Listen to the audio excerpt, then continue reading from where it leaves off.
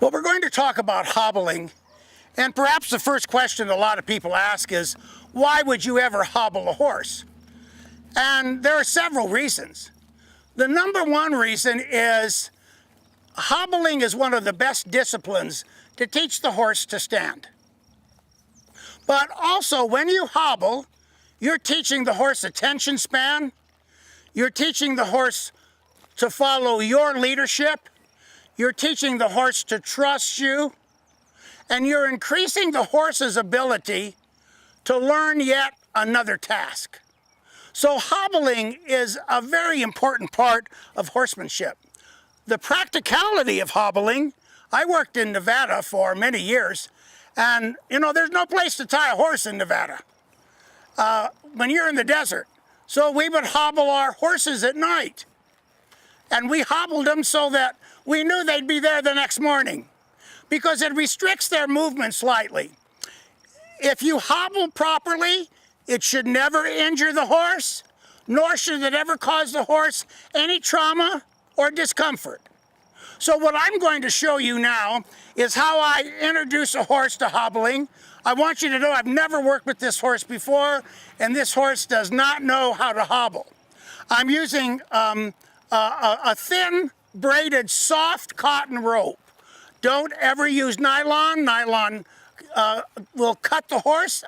When it pulls, it's too sharp and it'll cut your hands. So the first thing I want to do is I want to take the rope and I want to put it around the horse's feet, like this.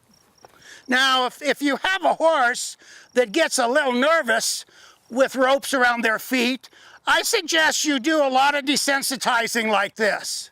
And so what I really want to do is I'm actually going to just pull on this a little bit, and I want to see how that leg comes up. Now I want to pull and get that other leg. See how the legs are moving? I want the horse to realize, even though the rope is on its legs, it can still move. So once I do that, I'm going to take my rope and I go ahead and I put a little twist on it like this. And I'm actually going to pull the horse forward. Now you'll notice I'm on the cannon bones. Can I just say, a lot of people make a mistake and they put hobbles on the pastern of the horse here. That is incorrect. It's an excellent way to injure a horse. If you put hobbles on a horse, the hobble should always go on the cannon bone. And you'll notice that's where we have our rope. So what I'm going to do is have Chelsea walk him forward, and I'm going to pull him like this. And Chelsea, let's kind of come in a circle towards me.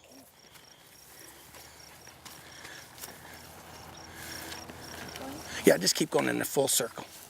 Walk straight a little bit. Now turn again. Keep coming. Keep coming. Go all the way back. Now let's head straight onto the camera. Okay. Keep coming. So you notice I'm just kind of letting those ropes move with the horse. Chelsea's having him walk forward, but I want him to realize that he can still move. He can still move with the hobbles. He can still move with a little bit of restriction.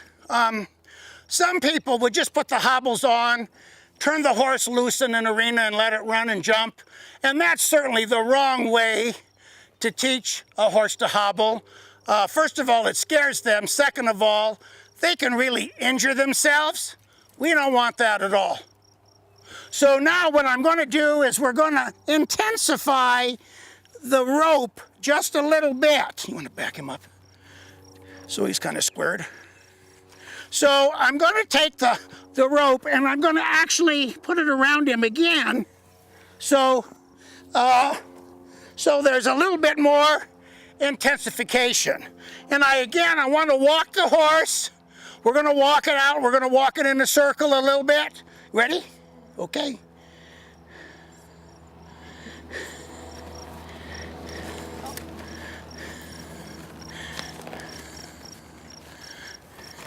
So if that slips down, all I do is just take it and I just pull it right back up where I want it.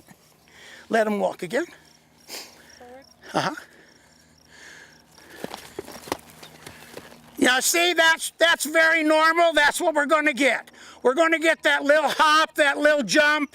That's how the horse is going to establish itself, and that's how it's going to try to move with the hobbles.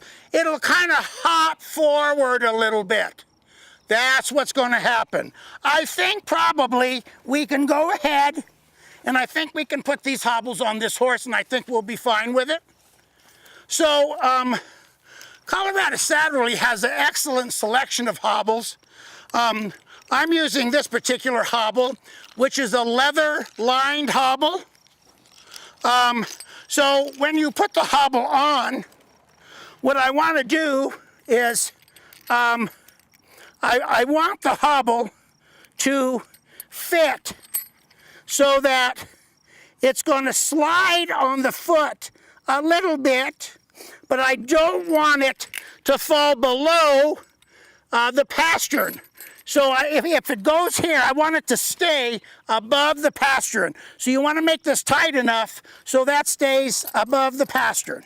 Same thing with both sides.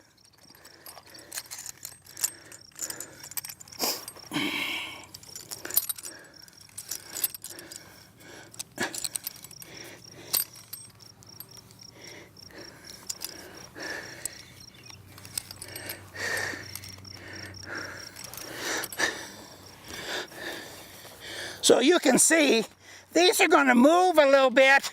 They're going to switch around, but they're not tight enough to rub, but they're also not loose enough to rub.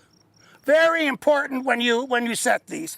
Okay, so go ahead and just ask him to kind of walk towards me a little bit and kind of get a little longer line, because he may jump forward a little here.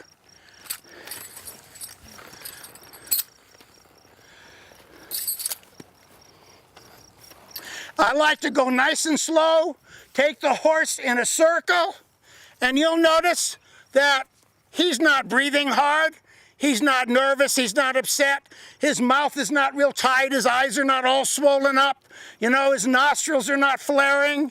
In fact, he wants to eat grass, which I'm going to let him do, because he's being so good for us. And so we're going to bring him over a little bit more this way.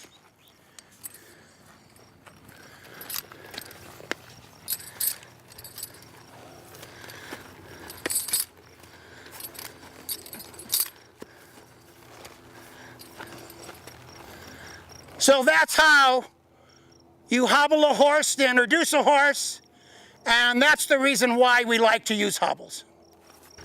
Okay, this is Matt from Colorado Saddlery. So tell me, Matt, what do you think about hobbles in your horse? Yeah, you did a great job. I've never had hobbles on this horse, and looks like you did a good job of teaching him how to do it. You know, we sell hobbles to a wide variety of people. Cowboys like hobbles because they work in places where they might not have something to tie a horse up to. People in the high country like hobbles because they can turn their horses out maybe overnight and not have to pack hay in, and the horses can wander around and have something to eat. This, for example, is just a standard rope hobble, forgive me. It has a swivel in the center of it. Pretty common, probably one of our more common hobbles. This is kind of a cowboy hobble. This is a hobble that actually can be used as a belt or can hang off of a hobble ring. It's nice and compact, but and lasts forever. This is sort of a heavy-duty industrial commercial grade hobble for packers that are using these every single day, a lot like the one you selected there. We've got some single leg picket setups. Here's another nylon lined nylon hobble. Again, these are probably 25 years old and they look brand new still, so we build them heavy duty. It's important that they're heavy duty because the last thing you need to do is wake up at 6 o'clock in the morning in camp to find out that your horse had left and he's halfway back to town and you don't have any way to ride out. So hobbles are important to be well built. Well, you know, Matt, 99% of the horses that we work with can hobble. You'll always have a few horses that maybe it won't work out to do, but if you take your time, if you're quiet, you practice, you can teach your horse to hobble.